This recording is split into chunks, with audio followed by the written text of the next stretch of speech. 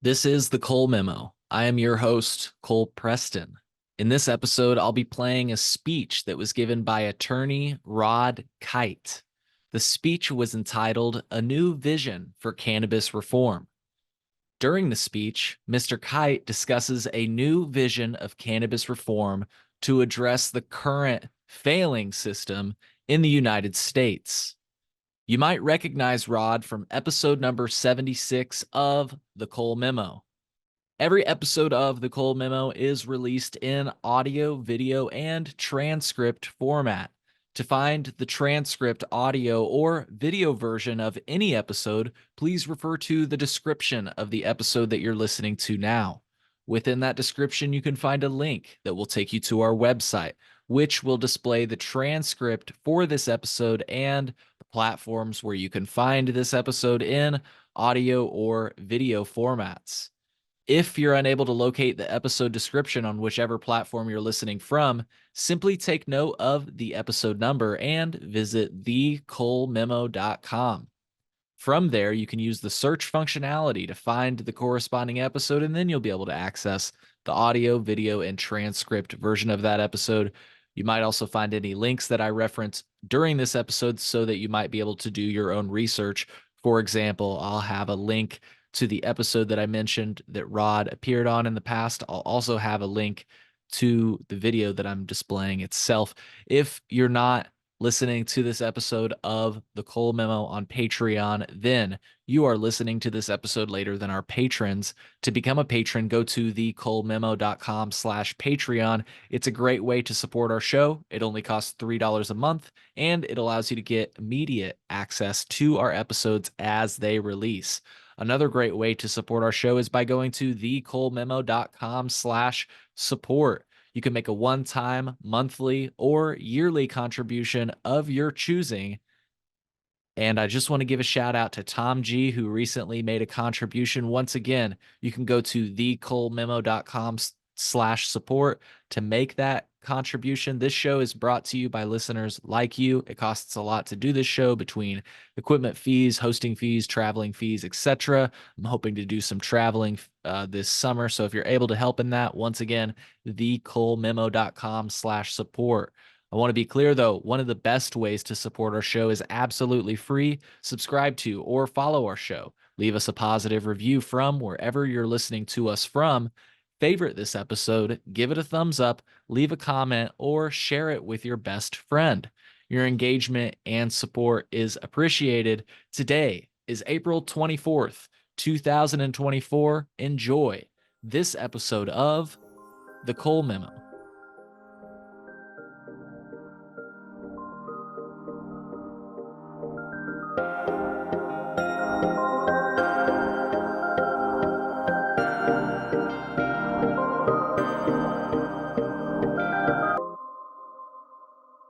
Cannabis is on the wrong path.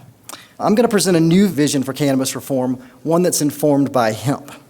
I'm going to discuss what I call the three pillars approach to hemp policy and regulation, but I want to make it clear that this approach is useful for the cannabis and cannabinoid industry as a whole, including what we now divide into the hemp and the marijuana sectors. The three-pillar approach will enable the hemp industry, and if eventually taken to its logical extreme, the entire cannabis industry, safely, legally, and efficiently produce and distribute cannabis products throughout the U.S. and the world to a rapidly expanding market of cannabis consumers. Now, importantly, the three-pillar approach provides a path forward from the seemingly intractable issues regarding intoxication, access by minors, and quality control that are passionately debated everywhere from LinkedIn to legislative floors throughout the country.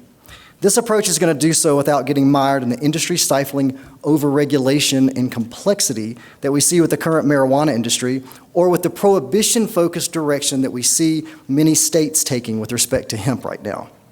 My message today is that the future of cannabis exists right here, right now. We just have to open our eyes and see it. The three-pillar approach that I propose is going to support and nurture the rapidly expanding cannabis industry while providing appropriate protections for consumers. Now, throughout my talk today, I'm going to be speaking about hemp, but it's important to understand that I'm ultimately discussing the future of cannabis itself. Let's make sure we're clear on this. Hemp is cannabis. It's not the different plant. And under the federal law and the laws of 50 states, cannabis has been divided arbitrarily into two categories, legal hemp and illegal marijuana. Now, this artificial distinction has served an important purpose, to be sure, the most important of which has been to legalize cannabis at the federal level and also to normalize cannabinoid use. But this division will eventually cease to exist, and we have a fleeting opportunity, again, right now, to steer the direction that cannabis policy is going to take as a whole for the next several decades.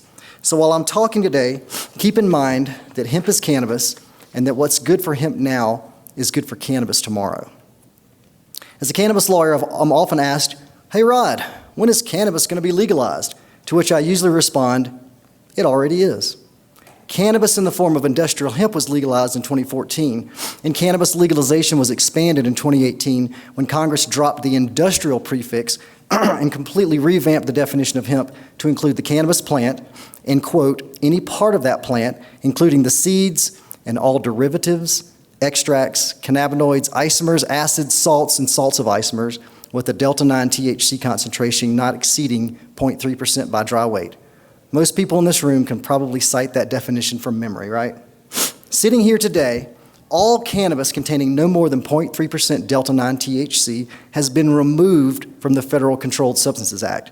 The DEA and several courts have confirmed that this descheduling includes cannabis products, provided that their delta-9 levels do not exceed 0.3%.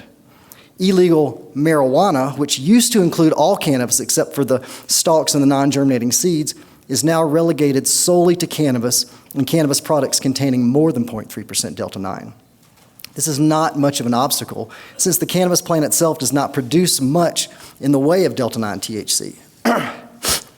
In fact, it's not a stretch to say that the 2018 Farm Bill almost completely descheduled cannabis.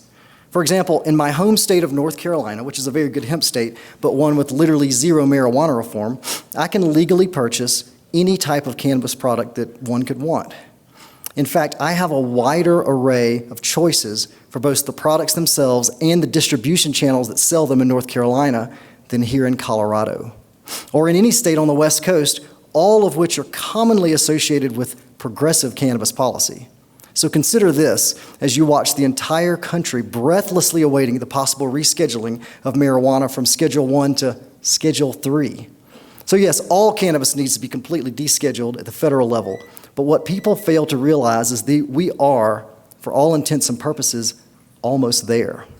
And our challenge now is to preserve what we have obtained, by which I mean the functional descheduling of cannabis through hemp, while charting a path forward that's going to serve all interests, including the industry, consumers, researchers, policymakers, regulators, and even concerned parents and educators. And to that end, I propose the three-pillar approach to hemp regulation, which I believe will unite and steer not only the hemp industry, but eventually the entire cannabis industry. Now, a solution necessarily presupposes a problem. So before discussing the three-pillar solution, I'm going to articulate the problems it addresses. The hemp industry is widely and routinely called out about a number of problematic issues. Some are real and others are red herrings. According to detractors, the hemp industry aggressively takes advantage of an unextended legal loophole to produce and distribute poorly manufactured, intoxicating cannabinoid products, many of which are synthetic, throughout the U.S. to uninformed individuals, including kids, at gas stations and online, and that this has caused a public health crisis and placed the legal cannabis industry, by which they mean the marijuana sector, in economic distress, while placing the legitimate hemp industry, by which they mean the fiber and grain sector, in jeopardy of having the current hemp laws rolled back and thus losing all of the hard-fought ground they've achieved. Now, does that description adequately capture the sentiment that the hemp industry faces today by many sectors? Now, although widespread, most of these claims are patently false. To begin with, hemp companies, by and large, produce safe products, and in fact, many of those companies are represented here today. Additionally, the term synthetic is used as a proxy for bad or toxic products, but the reality is that the plant itself creates the cascade of cannabinoids it produces through biosynthetic processes. You may be aware that much of the caffeine we consume in the United States in products such as sodas and energy drinks is not from the coffee bean, but rather is synthetically manufactured in China in mostly unregulated circumstances using dangerous chemicals, but you don't see breathless media reports about that or passionate legislators denouncing it. And as for the argument that the Farm Bill did not intend to legalize intoxicating hemp, this claim is totally unsubstantiated, and from a legal standpoint, it's irrelevant, since the intent of a lawmaking body comes into play only if the statute is ambiguous. The Farm Bill is anything but. Its definition of hemp is plain and clear.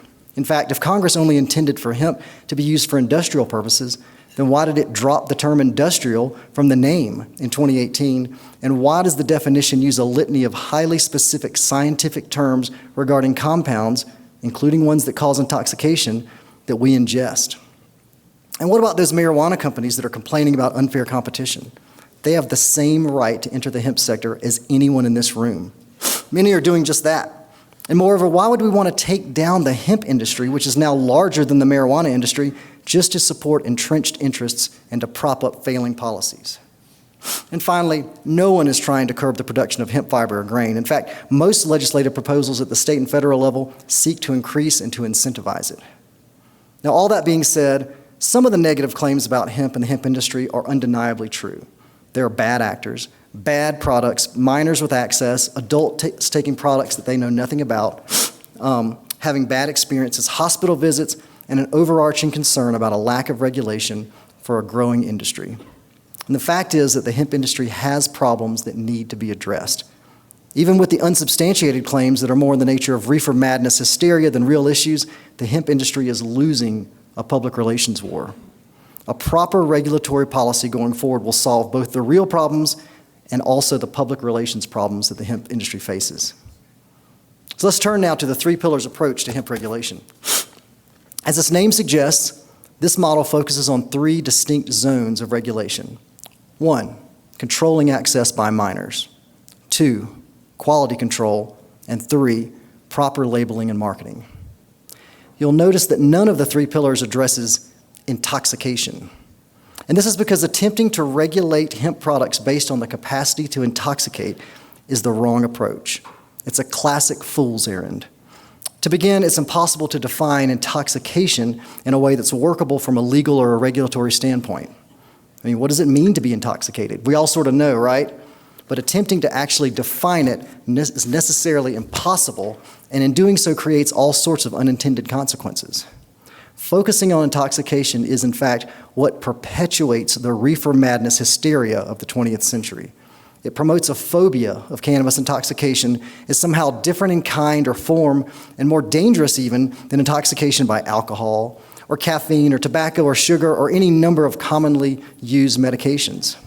From a legal and a policy standpoint, attempting to eliminate or control intoxication by redefining hemp or prohibiting an entire class of hemp products or by limiting the allowed milligrams of THC and all other compounds is unworkable, and it amounts to a nanny state method of addressing an issue that should instead be based on an adult's personal preference. So rather than regulating hemp and its products on intoxication, hemp regulation should be focused on the three zones that I mentioned earlier: controlling access by minors, quality control, and proper labeling and marketing. And as you'll see, it addresses the intoxication issue without having to focus on it or even to define it. Pillar 1, we should strictly control access by minors to hemp products. Now, should the age be 18 or should it be 21? Should a minor be able to obtain hemp products with parental consent? What are the best age-gating practices? These are all good questions. These are the types of questions that are appropriate for us as an industry and as a society to debate and eventually resolve through legislative and regulatory actions. But the thing that we can all agree on is that minors should not have unfettered access to hemp products. You might ask, but what about non-intoxicating hemp products? They should also be subject to age gating. This is an across-the-board issue. To begin with, we do not yet have sufficient information about any specific cannabinoid to know how it affects developing brains. The fact that a cannabinoid may or may not be intoxicating might or might not have any relevance to its effect on developing brains. We simply don't have that information yet. And also, distinguishing based on intoxication drags us right back into the mire of regulation based on intoxication rather than the more straightforward approach that I'm proposing. So if you believe that minors should be able to access hemp products with parental consent, something that I personally believe in, then that's something that we can address in regulations. But all hemp products should be subject to age gating. Because ultimately, if a company's profitability and market share is based on selling hemp products to minors, well, then maybe that company should rethink its market plan. Aside from hemp seed and hemp seed oil, all hemp products that people ingest or inhale should be subject to age gating. It just makes sense. Pillar 2, we should require quality control for production and manufacturing of hemp and hemp products. By this, I mean manufacturers should have to comply with GMP and other objective quality standards. Experts are currently drawing up, discussing, and promoting these types of standards. And contrary to shrill news reports, many of the best hemp companies in the world, including people who represent those companies here today, are regulating themselves in this way and already meeting objective quality standards. The specific standards we eventually land on and implement are up for discussion, of course, but the need for objective quality standards is non-negotiable. This will ensure that products do not contain contaminants, that they're consistent in their ingredients and formulations, and most importantly, that they're safe. Objective quality standards will also help the industry overcome its reputation for promoting so-called synthetic products. So for example, Delta-8 THC has been studied clinically since the 1980s. The primary issue with Delta-8 is not Delta-8 itself, or even the fact that it's created synthetically from CBD. As I mentioned earlier, most of the caffeine we ingest is created synthetically. Rather, the issue is that many Delta-8 products on the market were not properly manufactured, leaving behind an array of other compounds and solvents in the final products.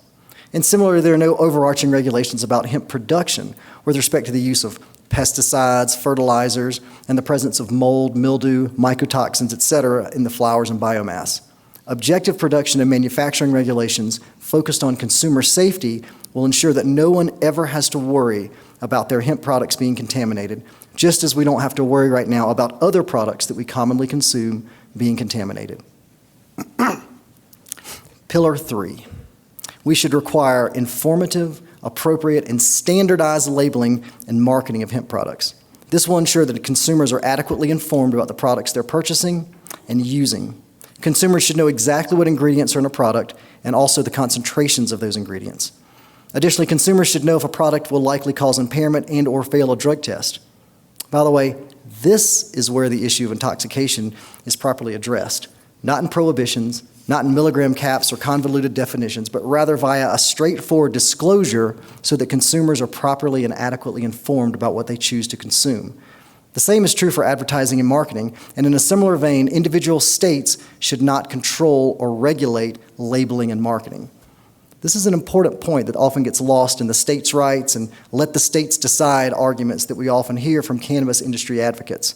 The hemp industry deserves national objective standards and labeling regulation, just like every other consumer product.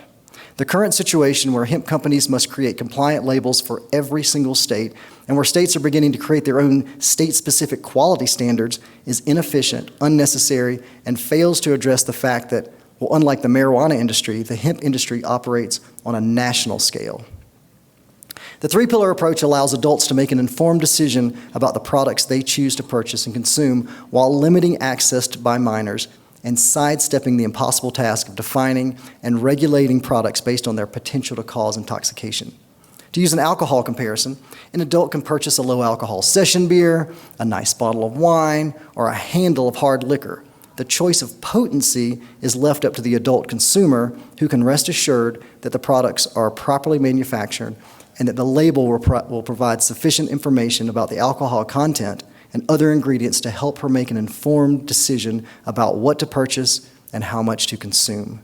Of course, alcohol causes both intoxication and a host of other health problems, and the fact that it's lawfully and widely available across many distribution platforms, including convenience stores, while hemp products are being decried as a public health crisis, is frankly insane. With the exception of age gating, which can be state-specific, the three-pillar approach will ultimately require a federal-level solution. Now, don't cringe, I get it. But with the notable exception of the Farm Bill itself, the feds have been particularly unhelpful so far with the federal, with the hemp industry.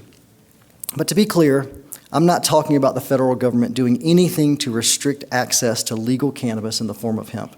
The fact is that when it comes to quality control for the production and manufacturing of hemp products and for their labeling, the hemp industry is unfairly forced to struggle with the varying laws and regulations of 50 different states.